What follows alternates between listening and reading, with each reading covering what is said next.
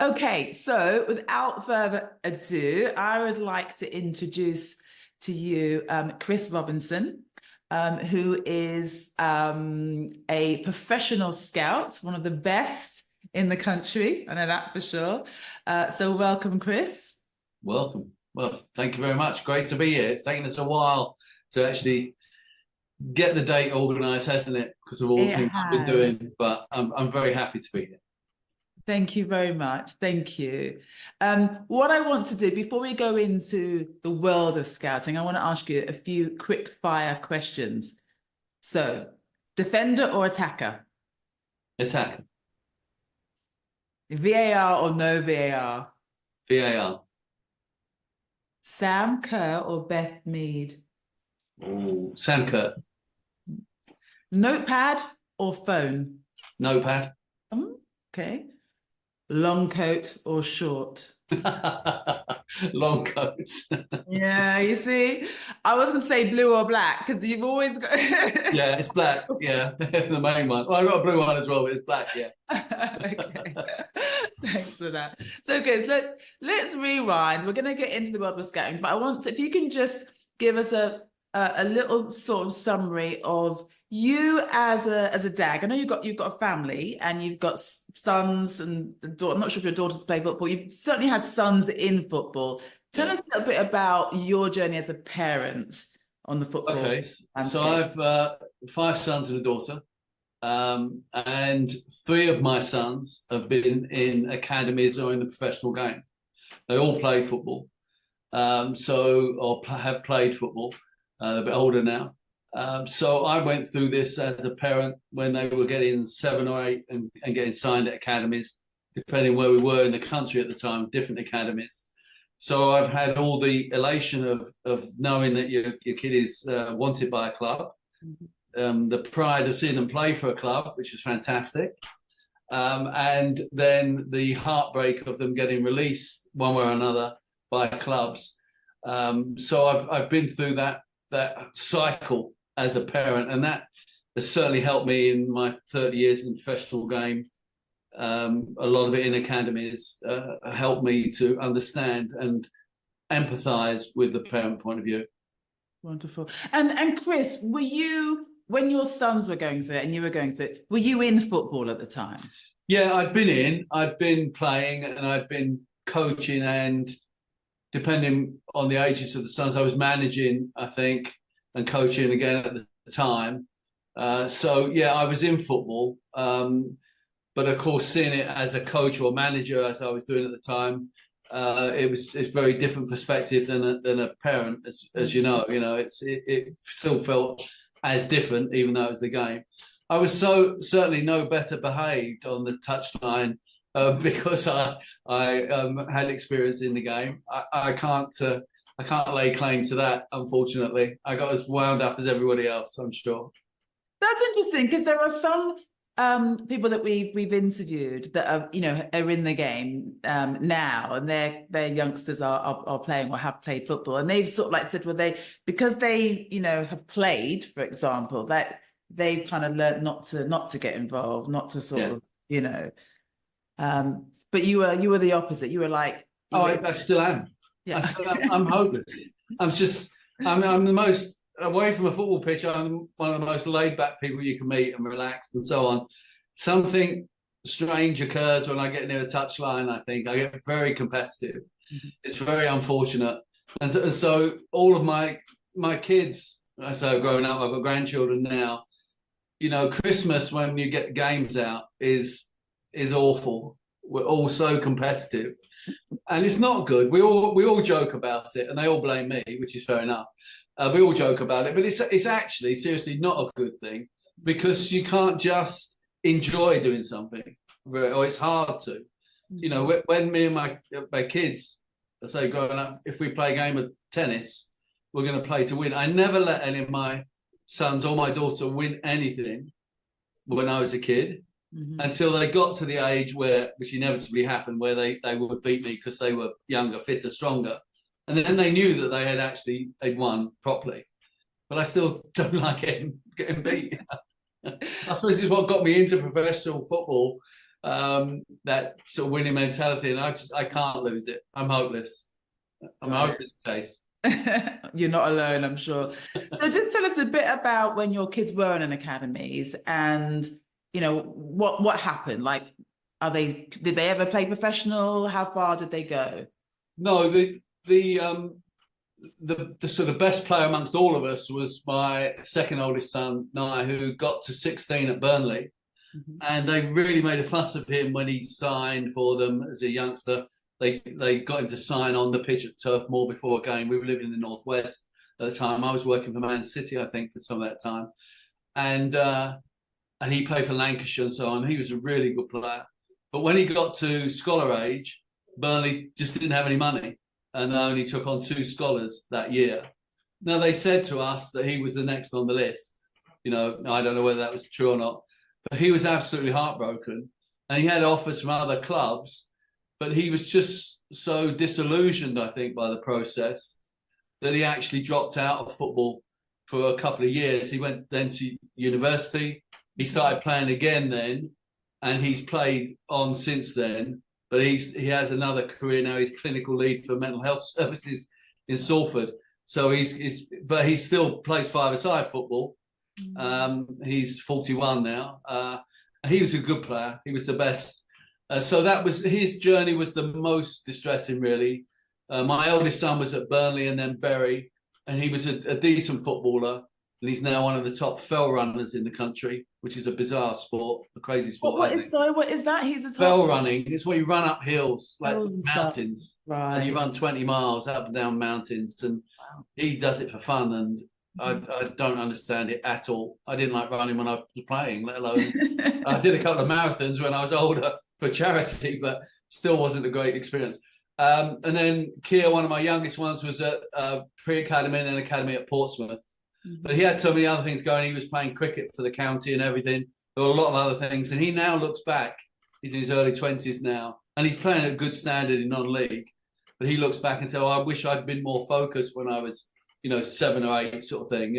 He just took it all for granted, I think, because we'd all been involved in football and so much about it. So we saw the sort of different sides, different aspects of it. But they're all still very sporty. So that's great. So, Chris, just to go back to your son that was 16 when he got released, and you were saying that, he took it really badly, and that was pretty much the end of him wanting to get involved. As a parent, because there's a lot of people that will be, going through those emotions with their kids. How do you think we can support our kids in that moment? Like, what can we do on reflection? I know maybe things would have been different for you, but what do you think we can do to help them in that moment? I think it's very difficult, Marcia. It does depend, obviously, on the individuals. Sometimes, as parents, as you know, as well as I, all you can do is stand up alongside your kid and hold their hand, and because it's just a difficult period to go through. And I was encouraging my son there's other clubs, and other clubs want you. And so I was trying to point him in that direction. But he was very disillusioned by it because he'd been made so many promises, really. And then not to succeed, arguably not because of his fault. It was a very difficult pill for him to swallow. So I just wanted him to keep enjoying his sport, because he also played cricket at a high level for Lancashire League cricket at 16, which is very professional standard. So I just wanted to keep him involved in sport and think that it will come back. And then when he went to university a couple of years later, he was back playing football and he's enjoying his game again. So he did, and then he's gone off in another direction. But I didn't really know what to do. I had no sort of ready answer other than just keep supporting and encouraging, and to try and keep him active in something or other, and just hoping that the game would come back to him, which it did, but not the professional game, not that line. But I don't think there's any magic key I could use or anyone can use then, Yeah, and encouraging that he still was able to continue on with it in the education path. Yeah, sure. Yeah. Oh, yeah. Wonderful. So, Chris, scouting. Tell us where it began for you and I'm assuming you love it so much because you've been in it for a very long time, something like 30 odd years, is that right? Yeah, I've been involved in the professional game 30 odd years after playing. And so I coached and then I managed. But when I was managing in non-league a lot. So I had to do a lot of my own scouting. And I really enjoyed that. I really enjoyed watching games to try and pick the players that I wanted. So that really sparked something in me. And then later I decided, because I enjoyed it so much, I wanted to give it a try. And so I did some scouting for Crewe, and then I did some scouting for Portsmouth. And I really enjoyed it. I did some courses through the League Managers Association, having been a manager, on using data because in performance analysis, because I didn't want all these generations of sports science graduates to sort of leave me behind too much. I knew I had the experience in the game and the eye.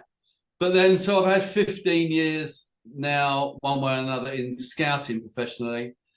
The last 12 years up until November, I've been at Chelsea, the academy. I had various sort of management roles, doing a whole range of academy scouting, grassroots, through to scouting other academies, managing scouts, training scouts, running the trials programs, showcase events.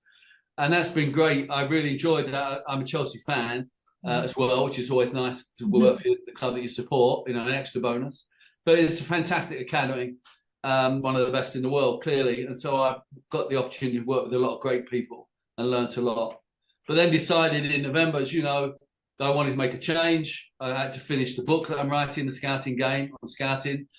We wanted to try this business, the scouting game, offering independent player assessments of players around the world by video, and have a break and then go back into academy recruitment. That's been the plan, and that's what we're working on at the moment. And so it was a time for a change from Chelsea. But I never imagined that I would be not scouting, leave scouting.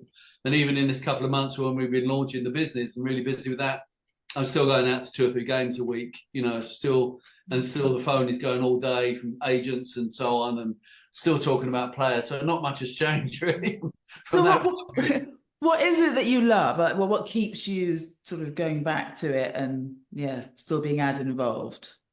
I think the next game I'm going to is probably going to be Saturday morning, and this Saturday, and then I know I'm at a big showcase event at the Excel Centre at Walton-on-Thames Sunday afternoon. And the thing is, you never know what you're going to see. You never know who might be there. And it is such a buzz to identify a talent and to see someone and you think, yeah, they're the one we want, even if they're at another club, to feel that's, to get excited by someone's talent and by their potential, which is what you're really looking at as a scout, invariably. It's a real buzz from that. And that's what I think keeps you going, because 99% of the time in scouting, you're saying no. 99% of scouting is saying no. No, don't want that one. No.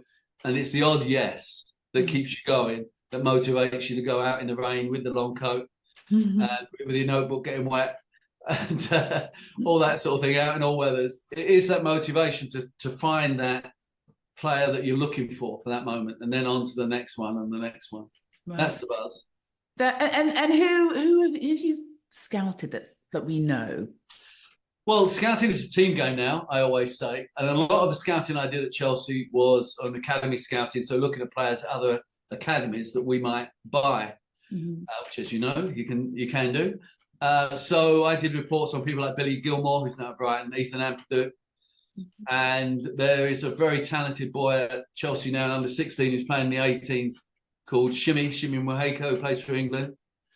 And I tracked him for 5 years. Wow. So he's at Brighton, and then Chelsea bought him as an under 14 from Brighton, and he's probably the best under 16 striker in the country, I think, at the moment. Wow. So he's one I've got great hopes for. So I got to know his family very well. Lovely family, real nice people, and he's a good lad. So you build relationships over a long time with that sort of situation. So yeah, there were some of those that would pick up. And do you ever, have you ever scouted someone and just got it so wrong? Like you thought, I just knew they were going to be great, and actually, yes, gosh, yes. it works the other way too. I should say, I was watching an England game once, and one of my sons texted me and said, "Do you realise that you said no to 4 of the players in this squad?" Right. And that was a bit Dele Alli, Jadon Sancho, Joe Gomez. Can't remember who the 4th one was now. Ooh. That was a bit of a wake-up call. But the thing is, you're looking at players at different ages and different times, and you're comparing them with what you've got. And so you often might believe that what you've got is better than what they're offering. So you're looking to improve your squad all the time. So you can't be frightened as a scout of that coming back, players coming back to bite you, as we say. So that happens. But equally, there have been so many times I've gone out and seen a player and been knocked out by them and then been disappointed down the line. And I learned the lesson through that, which I try and encourage other scouts who've been in my team to understand, is I try never to make my mind up on one viewing only. Because the player could have a great game, you could have a really poor game. It's unfair to assess them. You need to see them in a different setting if you can. So now with the business, we ask for 2 full match videos. To assess a player properly, you've got to see them more than once, if you can. You can't always. But that's where there have been so many players I thought, wow, this is a worldie. And then you see them the next week, you think, well, maybe not. So yeah, it happens regularly, very regularly. So tell us a bit about the scouting process and a day in the life of a scout. Like what happens and what is it you're looking for? Because I know there's different types of scouts. You've got first team scouts, academy scouts, and grassroots scouts. Let's look at grassroots, because I'm guessing most of the parents will be from that background. So this weekend, the bigger clubs, the big Cat 1 academies, your Arsenal, Chelsea, and so on, will have, I don't know, 40 scouts probably each out watching games around London and the southeast, because it's got to be within that catchment. That's 40 from one club? Yeah. Wow. Okay. And they'll be looking at all ages. The priority age for recruitment, going back to one of your questions, is 6 to 8. Wow. That's where clubs will put most of their resources probably.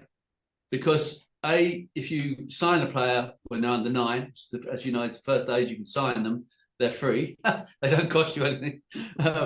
And you have them in your system longest. So a lot of the very best players do get snapped up. So taking the Chelsea example again, Reece James, Mason Mount, Conor Gallagher, Callum Hudson-Odoi, Ruben Loftus-Cheek, they're all scouted when they were sort of 7, 8 years old. And so they're with the club a long time and grow up with the club. What age was Miles when he was scouted? About 6. It's weird because I don't think of it like that. I think of it as just playing football and having fun. So yeah, sure. I wasn't really aware of this. And lots of parents aren't, are they? So, but that is the priority age. So a lot of those scouts will be watching games at those ages. So you're looking up on the internet or using the connections. Grassroots scouting is about networks. The best grassroots scouts, they know lots of people, they know their area, and they have a good reputation. So they're out seeing games, talking to people. Have you seen that player, seen this one? So a lot of it is about informational gossip, really about players.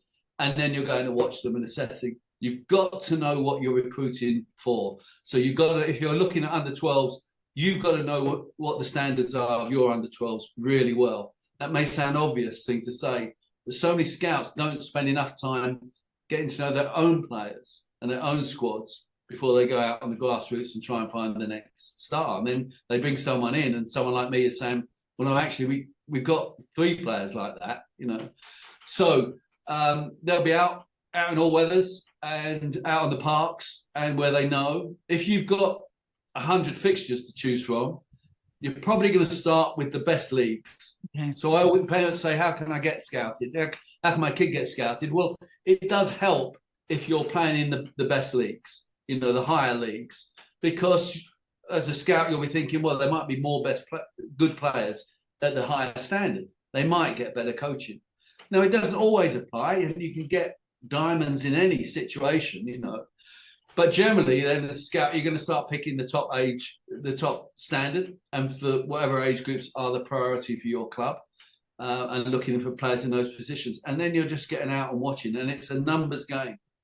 So good scouts will be out Saturdays and Sundays. They'll probably see 3 or 4 games each day. try and get around and see those. So you're seeing what, I don't know, 80, 100 players a day, 200 players over a weekend, every weekend. And then you might go out once or twice during the week as well. Mm-hmm. So you're seeing, you know, a lot of players. It's a numbers game. And what are you looking for? So it depends on ages, and you're looking for different things. But football is a simple game that we make complicated. That's a very good scout, Dave Sexton once said. And so football's based on control, pass, and move, really, and winning the ball back. So everything is development of those. So really, as a scout, however we dress it up and complicate it, we're looking, can they control the ball? Can they pass the ball? Because passing leads you on to shooting and finishing. Can they move? Are they athletes? Are they athletic? And then you'd add in, can they win the ball back? You know, they've got the desire to win the ball back. So those four things, control, pass, move, winning the ball back, variations of that, really. When you're the younger kids, you're looking at technical ability, physical ability. As they get older, 12, 13, 14, you want to see, do they understand the game? Do they understand the tactics? Do they see the pictures on the pitch, as we say? And you'll want to see whether they relate well with their teammates, have they got winning mentality? And so the psychological and tactical elements begin to get more important as you get older. Mm-hmm. But the gap between the good grassroots and academy is very narrow at 7, 8, but it gets wider and wider because the academy players have the benefit of better development and games program. And so it gets harder to jump across. Still happens. So no one needs to give up when they're getting older. It still happens right into the 20s. You know, players are still jumping into the professional game from non-league, as we've spoken about before. So it still happens, but it's a wider gap. It's harder. Mm-hmm. And so you look for a different mix as players get older. Right. But so, Chris, I mean, you mentioned earlier that, you know, ideally you want really young players, 6, 7, etc. But can you really look at a player at that age and think they've got something? You can tell if they've got something. What you can't tell is, and it always makes me laugh when you hear people say, "Oh, I saw Marcus Rashford at 7 and knew he was going to play for England." And I always think, well, you should come and do my job then. I've said this before because I can't tell. If you say to me, boy, 7, is he better than the other 7s you've got? I should be able to answer that as a scout. Mm. Do you think by the time he's under 9, coming up to his under 9 year, it'd be good enough to sign? I should be able to answer that. But don't ask me, like, will he get scholar at 16? Let alone will he play in the first team at 20, 21? It's too far ahead. There's too many variables. Mm-hmm. So, yeah, you can look at a player and say whether they're a good player in relation to your standard and look forward a little bit. I think that's reasonable, but not too much. I always say in any game, a good scout can tell you the best and the worst player within 5 minutes. It's easy, I think. It's all the little so-and-sos in between that are difficult to, are they having a bad day? Have they not yet shone yet in a game or whatever? They're the harder ones. The really good ones and the really poor ones are easy. Right, right. So in terms of the next step, so you've found some talent and you think, yeah, I want to, you know, talk to them. How does that happen? You're on the sidelines. Yeah. How do you get involved in connecting with the parents, and then what happens? You have to, as a scout, you have to approach the manager or coach of the team, not the parents direct. Okay. And you go to the manager and you show them your ID. You must have photo ID.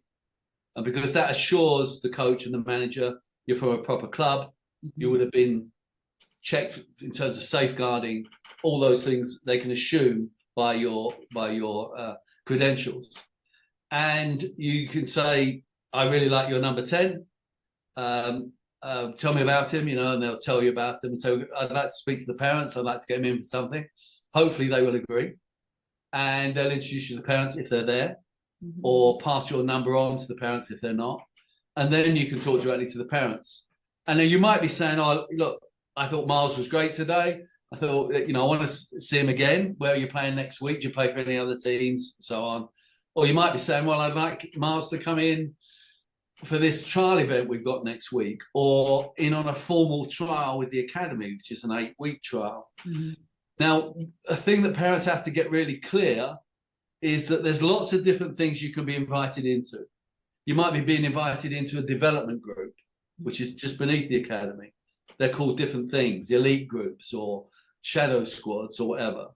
Or you might be being invited into a trials event, a one-off big, when there's lots of kids coming in and you can be assessed. Or it might be a formal academy trial, which is the formal 8-week trial registered with the Premier League. And parents who don't know the system will sometimes say, well, this scout come up and he's invited me into something, or he's invited the kid into something, but I don't really know what, you know. So you need to ask those questions and get it clear exactly what is being lined up. And if you're coming into professional academy, of course, there should no charge, no cost to any of this. This is not like pay for play or anything like that. These are professional academies. And you should get a formal email and from the club. And so it should be followed up in a professional way, and the scout will make sure that happens. The scout should be there when the parent and the kids turn up to whatever it is they've been invited into. So there's a familiar face. So that's what you should expect as a parent. Mm-hmm. The scout might say, I'd like to just see your kid again, you know, and that's good scouting. They're being sure, they're checking themselves, they're having that second opinion. So they might just want to find out a bit more, or they might have something to invite you into. But they have to go through the club. And if the club manager or coach, team coach says, no, I don't want you to speak to the parent, then as a scout, you have an issue in that you know, you can't, then it would be rude to then go and speak to the parents anyway. And as a scout, though, you then have to find out, maybe through another parent or someone else you know, does the kid play for another team? Does he play for his school? Whatever. So at no point, I always say to scouts, does no mean that's the end of the story, unless it's a parent saying no. And even then you'll say, well, I'll come back and watch him again in 6 months, you know. Sure. You have to be persistent. So you're saying that there's a protocol, and that in the sense that the grassroots manager doesn't have to put you in touch, and why wouldn't they? Why wouldn't they want a young person to develop beyond? I would say, it's good. It's a good question. I would say over the years, 90% of coaches that I've spoken to have been very happy to pass it on. There is the 1 in 10 probably who is sort of saying, oh, no, you know, none of my boys are interested in going into an academy if it's a boys' team. And often it's those teams that are chasing a cup or a trophy or whatever. There was one club that was quite notorious for this in Surrey when I was doing grassroots there, and they had a very good team at 10, 11, 12. And the manager said, no, there's time for them later on. There's time for them later on. And I went back to watch some of those players when they were 16. And whereas at 10, 11 and 12, they'd been very good, and I would happily take them into Chelsea. By 16, they lost ground, and they lost their opportunity because the manager persuaded the parents, don't go into an academy too quick. They don't want to go in. If they're interested, they'll come back at 16. Well, it doesn't happen like that, you know, or it doesn't happen often like that. So that is unfortunate. And it doesn't happen often, but there are coaches, maybe sometimes they've had bad experiences with their own kids in an academy, or they're against the academy for one reason or another, and they will sort of try and block it. But often you can find your ways around it. The kids will be playing for someone else and you can try again. But most coaches are very happy to see the kids develop, you know, get experience. So it's not a major problem. Sure. And tell us a bit about sort of the ages and the way in which youngsters develop, because we hear about age bias. Can you just explain what that means? So in the UK, our football, or in England, certainly football is organised on an academic year, so school year basis. So your oldest kids are those that are born obviously in September, October. And football is organised on that basis. If you look at the dates of birth of English players in the Premier League who are playing at the top level and in the Championship, let's say, a major proportion of them will have been born in September, October, November, first quarter. So we think, well, why is that? Is that just, you know, our winter babies or autumn babies? Why should they be better footballers? And of course, they're not necessarily. But what happens is at the very young ages, you're going to watch kids who are 6, 7, and 8, like the best talents often get picked up. If you're looking at a kid who was born in September, comparing him to a kid that was born in August, they're playing in the same team. Mm-hmm.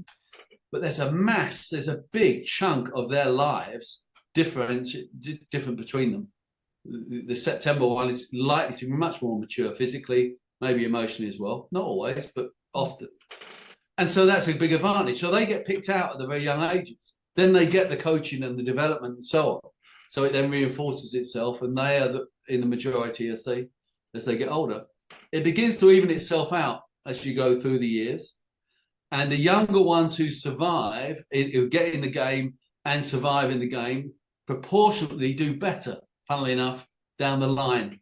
And this applies, like in Europe, they do it on a calendar year basis. Mm-hmm. And the same applies there. First 3 months of the year, it's an advantage. It's arguably an advantage academically as well.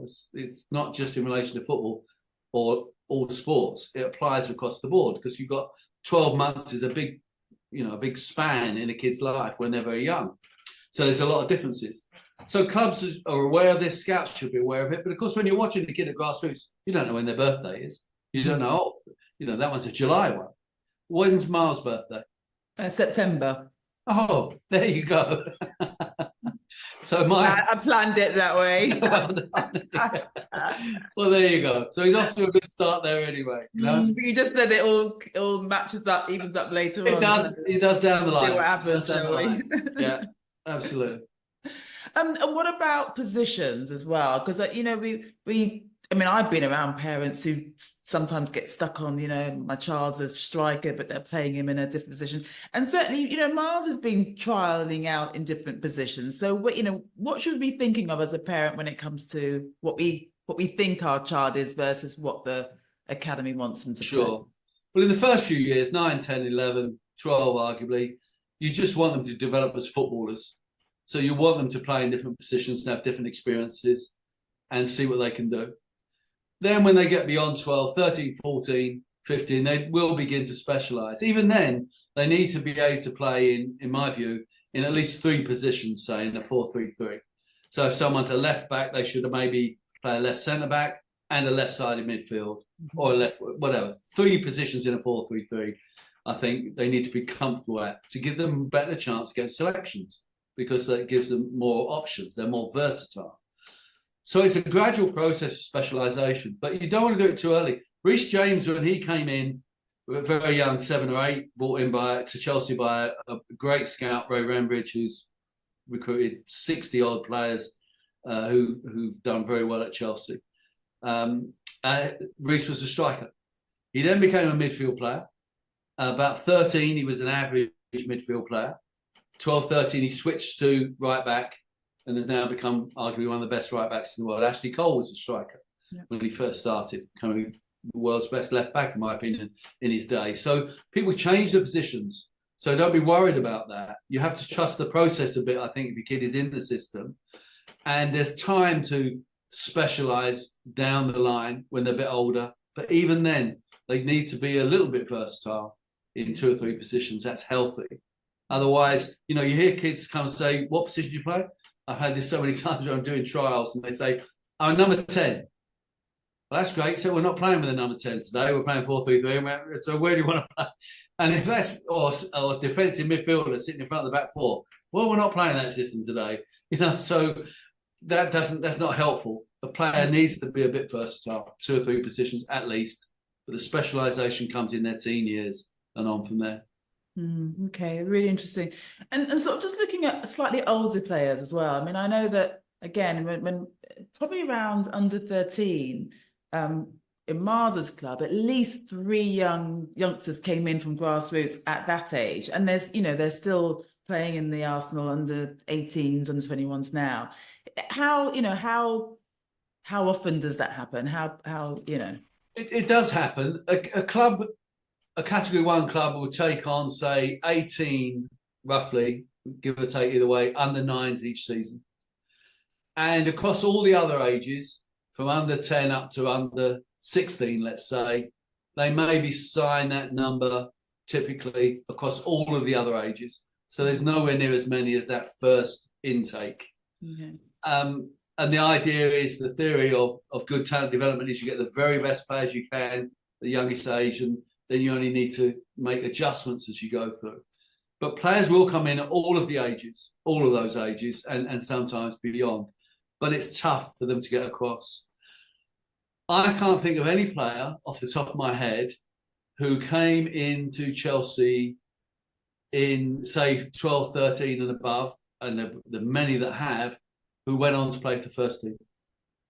I'm trying to think. Alfie Gilchrist, who's playing so well for the first team now, he was at QPR, but he came over at 10. Amanda Breuer was at Tottenham. He came in at 10. Connor Rees, all these guys were in all the way.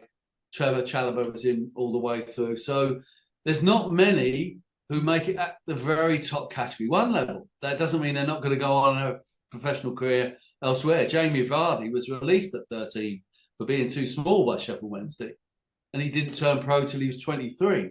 And then he goes on and wins a Premier League title with Leicester and plays for England, and had a fantastic career.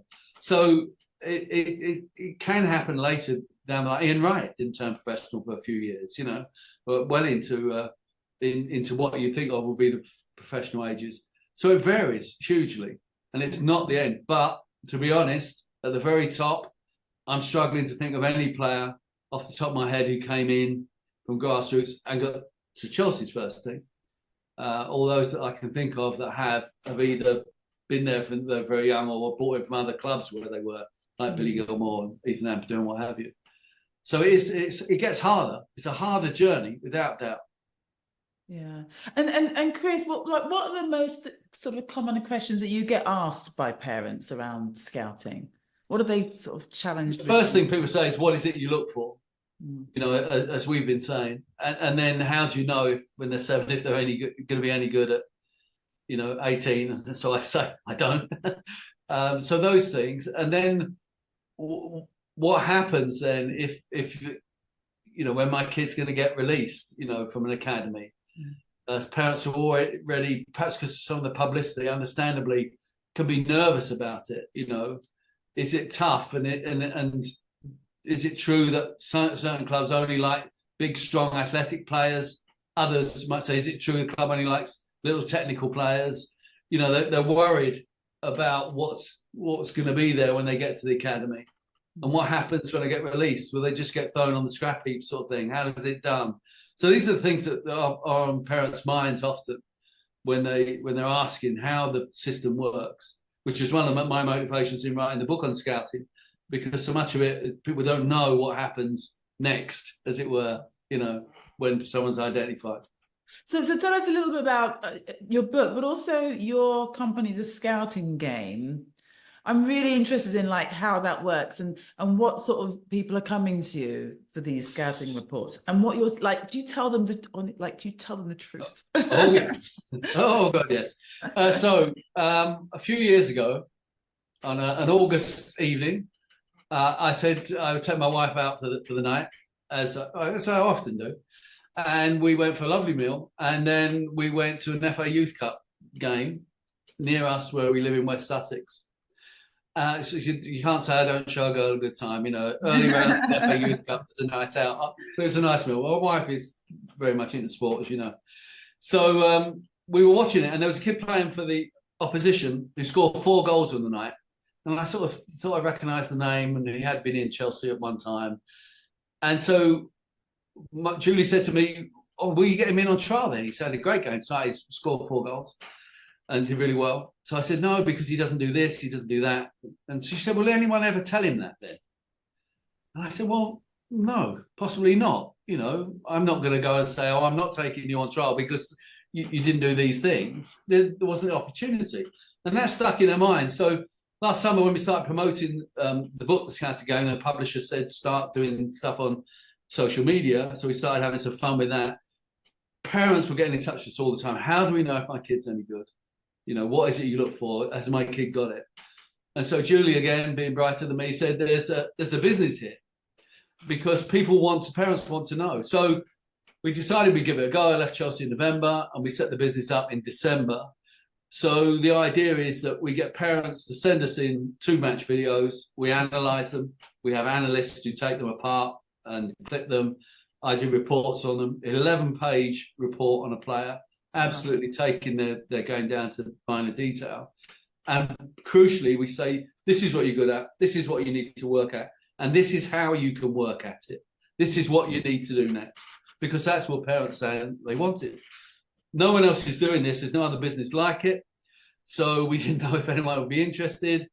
And since December, we've not stopped. We're working with players from 7 up to senior ages from all around the world, from USA, Canada. I was doing one from Canada today. I've got 4 presentations to do back to parents tomorrow, 2 of them in the UK, one's in California and one's in Europe. And we're just getting players from everywhere through social media, and it's really booming, which is great. And so these are all parents usually, or the players themselves when they're older, who want to say, how good am I? How close am I? What do I need to do to get better? That's the questions that we're answering with an independent and honest assessment. I mean, is there always a way that they can get better to do something with that talent, or do you ever say, actually, just play for fun? Like, this is not going to go anywhere. It may be tempting sometimes for me to say, look, my best advice to you, take up basketball or whatever. But no, I don't actually say that. Though I am tempted. You want to, yeah. Yeah. But everyone can improve, and okay. We know that with a lot of the young players we're looking at, it may well be the case that they're not going to make it in a professional game, but they can improve and maybe get in the non-league game, or just enjoy their football at a higher level. So there's always things you can do to improve. Technical work, physical work, we point them in that direction. So that's the positive thing. It can always get better. They can always practice to get better. I used to think that if you didn't have pace, you just didn't have pace, and that was it, and you just had to put up with it. Well, now the top guys are saying, no, that's not true. We can improve everybody's pace. It's a matter of the right training. So there is room to be optimistic that people can get better. Now, whether they get better enough to earn a living out of the game, that's different again. But some of the players, even just this week, a 17-year-old, he's 18 in a month's time, that we did an assessment on, has got a pro deal at Notts County. Wow. Us doing an assessment on him and then recommending him to Notts County. So that was a boy who the academy system had passed by. I happened to see him in a local game 18 months ago when he's under 16, playing local football, and he's now got a pro deal. So he's worked at his game and improved, and I think he's going to do really well. So it's not too late, and it can be done. We know it can be done, and that's the encouraging thing. Wow, that's amazing. And I mean, I've been in your social media, and I do love, if anyone hasn't seen it, I'll share all your links, Chris. I love your Instagram, where your wife says, hi, Chris. It's brilliant. And just really good resources. So, I really would encourage parents who are interested in this topic of scouting to have a look at that. And I'd just love to open up the floor to any sort of questions. I've got zillions of them if there aren't any. So if there's anyone that has any questions for Chris that would like to either unmute or pop them in the chat, then please do. Otherwise, I will keep asking until we're done. Any questions at all? Biggest turn off when scouting? Okay, thanks, Dom. Yeah, good question. I could say players wearing gloves. I could say they're wearing gloves. What do you mean? Yeah, I'm not a fan, but no, I try not to let my old-fashioned dinosaur attitudes get in the way of gloves or snoods or top knots or whatever. I try to be very tolerant. I would think it's a player who doesn't work hard. I find that difficult, even if they're very talented on the ball. If they don't want to know to work to win the ball back or make an effort, that's a real red flag for me, because in my experience, it's not something you can turn on. Oh, it's a big game next week, I'll do it next week.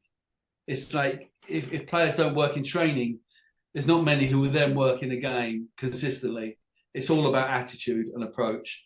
And I must say personally, I like a player who's ready to work and to work on their talent, because however talented they are, that might get them through the door. But as we know, it's hard work that then takes over an application, and that's will get them to the top level. So without that, if that's an attitude, particularly when the boys and girls are getting older, you know, if they haven't got that when they're 13, 14, 15, will they ever have that? I don't know. I begin to worry. So that will be one immediate one that will put me off a player if they're not working. Now, I don't know if they're unhappy, if they've had a bad day, if they don't feel well. You know, it could be all of those things. So that's why I would ideally, you'd like to see everybody again to give them another chance. You don't know their story, you know, and I get that. You don't know what's happening at home. You don't know what's happening at school. Get that. But not working is a red flag for me. Yeah. It's funny because Nisha's just put, how do you manage passionate parents? Because I thought when Dom asked his question, you were going to say the parents are put off, but yeah. It's tempting. How do you manage passionate parents? Well, I couldn't really be critical of passionate parents, could I, when I'm one myself, you know? So I don't mind, you know. I think if a player, every time they do something, they look to the parents for affirmation or whatever, that's an issue, because they got to focus on the game and listen to the coach. So I get that. I think that's not good, and you want parents to set a good example. And unfortunately, we've all seen instances. You'll have seen it in academy football, much as I have, where parents get very heated. I've seen fights amongst parents whose players play on the same team, you know. And so when it gets to that level, then obviously that is not good for the kids. It is about setting an example. Or parents who are using bad language to other people or officials or whatever, that's not a good example. So those sorts of things, that's crossing the line. But enthusiasm, you know, it's a passionate game. We all love the game. Otherwise, we wouldn't do it. So I don't mind people getting wound up about it. I scouted a kid once, he was 9, and I'd seen him a couple of times. He was playing in a cup final, and he lost in the cup final. So I went to see his dad and the player after the game, and the boy was in tears. And his dad said to me, "Oh, look, I'm sorry that he's crying." I said, "That's not a problem. You know, he's disappointed. That's fine. And parents will get disappointed too." Now, if the boy was 16 and started bursting into tears in the middle of a game, or if the parents, you know, lost it in the middle of a game, maybe that's a different thing. But it is a game of passions. That's why we all love it. And yeah, we all want to be enthusiastic, and that's all great. So I don't mind that. I don't mind. Lovely. And Debbie said, can you talk a little bit more about incentives and when it's something that should be considered? Yes. You do often hear that, you know, a parent might say to a kid, every goal you score, I'll give you whatever, you know, pound or whatever it might be. I don't know what the currency will be now. But I never did that. I wanted my kids' incentive to be because they wanted to win, as I said. So they didn't need extra things in that way. So I don't think it's a long-term answer. It might be a short-term thing, you know, in that sense of parents giving incentives. Clubs don't give incentives in the sense that if you're in an academy, it's illegal to pay someone to play football until they're professional at 17. So these stories of, you know, parents say, "Oh, I got a new car given me by the club." I doubt that very much. You know, the bigger clubs will pay parents' expenses to be able to get to training and get to games. And it's about £4 a week, I think, when my son first literally £4 a day. I told you before, he was at the wrong club. I just think that was when he was at Chelsea pre-developed anyway. But they're not really incentives in that way. And of course, at the bigger clubs, again, they get all their when they're signed, they get their kit, they get boots and all this sort of thing. So that's all part of the package. Whether that's healthy or not is another argument. But incentives, the incentive to do well has got to be your desire to do well and want to win. Really, at the end of the day, that's the thing that matters, I think. And without that, you know, when you're in a game, you're not thinking about, "Oh, if I do this, I'll get this." You just want to win because it's all encompassing, and that's the positive side of being competitive. So I don't think incentives really come into it then. Yeah, personally. yeah, sure. And can you see when a child is maybe not doing it for themselves, but more for the parent? Can you? Yes, yeah, you can. And it has to be said, there are some parents that when their kid signs for an academy or an academy is interested, they see pound signs. That it happens. And in one sense, fine, good luck to them, but it's a long way down the line, the pounds is a long journey, as you know. So I don't think that would sustain them that long. But yeah, you see lots of parents their kids are living out their dreams for them. And when it comes to retain release, it can often be the parents who are the ones most feeling the pressure, and they might even pass that on to the kids because so much of their lives has now been being caught up with the whole being part of the academy and the social side of that, and with the other families. It's going to be quite an intense time, as you know, and so there can be a lot of pressure building up, and it is often from the families more than the kids. So that is when it can cross the line not to be healthy. That's why I always encourage parents to look at the process, look at this next training session or this next game. Don't be focusing, if you do really well, you'll get signed at the end of the season. That's too far ahead, and that builds pressure on the kid. Focus on the immediates. And I think that's how you help combat nerves as well.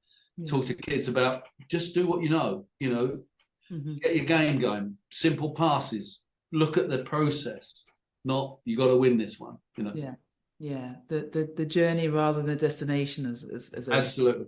Yeah. Do the sort of the worlds of agents and scouts collide in any way? Are they working together? Yeah, absolutely. They do, because quite a few scouts become agents. Well, so you tend to get to know a lot of agents when you're a scout. And I know a lot and have a good That's few not friends. That's not your new job, is it, Chris? No. I was. Well, that's another story. But anyway, Okay. no, it's not. So agents are important. They are much maligned. People criticise them. A lot of clubs criticise them, and yet clubs depend on them. So it's a lot of hypocrisy where that's concerned. I can't really approach a player direct if he's with another club. But if I know who his agent is, it's easy for me to ask, would he be interested in the move? Frankly, that's how the world works in the recruitment end, less so in academies, arguably. But scouts use agents to find out information and to gather gossip, which is, what information is in another means, and vice versa. So it can be very helpful for a scout to know some agents, and for scouts for agents to know scouts. They'll say, have you so often, the most often thing was I got from scouts, even the scouts in the big agencies, was because I watched so many games, so many players, they would, and they still do this, will phone me up and say, hey, have you seen this lad? And it could be a completely different club, not at my club. Have you seen, what do you think of him? So they will often use you if they know you and respect your opinions. But then it can work the other way. If we're interested in the player, I could phone an agent up and say, hey, who's his agent? And they can find out. So there is a mutual relationship. It can get a bit frosty at times where things don't go either way. But agents are part of the game, and they're allowed to sign up a player in the January that they're 16 in that year. But of course, they start working with families before that to position themselves as advisors to the family, as they're called, as they would express it. So it gets a bit murky. Because there are new rules around that, aren't there? There are sort of quite strict rules around sort of. Yes, yeah, there are, but they're very difficult to enforce, I think. And so parents do get to a point where they say, do I need an agent? And I've been asked that many times. And I would say, well, talk to other parents, who have got, their kid has got an agent, get your references that way, do the due diligence that way. And then make a choice, from that. And that's why we have No1Fan Club, because it's a community of sharing information. Absolutely. Because Key. Yeah. it is. I've actually got before we close, because there is one question, and I've been talking about it to parents quite a bit this week around older players, sort of 19, 20, that are maybe being released from clubs. They may already have their first professional contract, maybe had a debut, and then being released. What is the important thing for them if they want to sort of stay playing football? Obviously, they're keen to stay, but mostly are keen to still play football. What advice would you give to a young person like that who's, at that Keep phase? going, first of all. Thinking back to my son, sort of packing up at 16, if they're a little bit older, keep going. What they'll need is to make that very difficult step into senior football, into men's football. That's the key. If they're 18, 19, they probably played under 18s, might have played a bit of under 21s if it's a bigger club. Like you say, might have trained a bit with the first team, maybe got a debut for 10 minutes in a cup game or something like that. But they need to play men's football now, and they need to make that bridge, cross that bridge. And they need to play that at the highest level that they can. But if that means playing in non-league, where you're playing at the top end of non-league, step 1 and 2, a lot of professional teams, a lot of players are serious about their careers. You're in front of people who pay every week to come and watch you, and it's serious. Well, that's important. That matters. The game at 3 points matter. In under 21 football, 3 points don't really matter. Mm-hmm. You know what I mean? I don't think there's a lot to be had from it. So they need to make that step as high as they can and get in proper 3 points matter football, wherever level that can be. Mm-hmm. And it's not necessarily going to be the most glamorous club or the one that's offering the most money even. You want a pathway to know you're going to be playing every week and get in front of people again.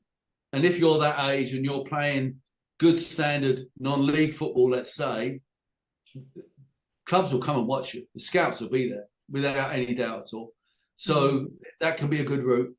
But of course, if you can go into, Division 1 or 2, that's great too. But play as high as you can. Men's football, make sure you've got every chance of playing every week. Yeah, and making a living, right? I mean, yes, there's still money to be made up, absolutely, yeah, wonderful. Chris, it's been amazing. I just want to finish on your business and on where you're going with that. Just summarize your the scouting game for us and where we can find more information. And I'll add links as well. Yeah. So all of our social media, we'll have the information on it. But if anyone's interested in getting an assessment of a player, then they just need to email office@thescoutinggame.co.uk, and we'll send out information on the packages and how it works and how much it costs and what you need to do to get them. And that will give you the end result is an hour presentation from me, usually by Zoom, going through an 11-page report, a detailed breakdown of the player with an indication of what they need to do next, what standard they are, how they can progress, what they need to work on and why, and where it makes a difference, with clips that our analysts put together to illustrate the points that we're making, And we send all that presentation to them. And so that's the business, that's the heart of the business. Mm-hmm. And that's what people are buying into, fortunately from all around the world. From age 7, as I say, up to senior ages, we are ready to cover them all. And now I'm setting up, or Julie and I have been setting it up so that it's not so dependent on me, so that the business can continue when I go back into academy recruitment. Fantastic. So just your last piece of advice for parents on the sidelines, Chris. If there was a big billboard where you could put a message on it to all the parents, what would it say? Believe. I'm a big Ted Lasso fan, so I would say believe. Believe in your kid. That's the thing. Trust the process. You've got to do that once you're in the process. Let it work its way through. Believe it can happen. Let it happen. Let the kid enjoy themselves and enjoy, as you say, the journey. Not worry about the destination. Just believe it will work itself out, because otherwise it gets very, very pressurized. So believe. Good things can happen. Amazing. Great note to finish on. Chris, thank you very much. I knew you'd be fabulous, and you were. Thank you. Really enjoyed that. And I'm sure all of our guests today did. So thank you very much for joining us. My pleasure. Thank you very much.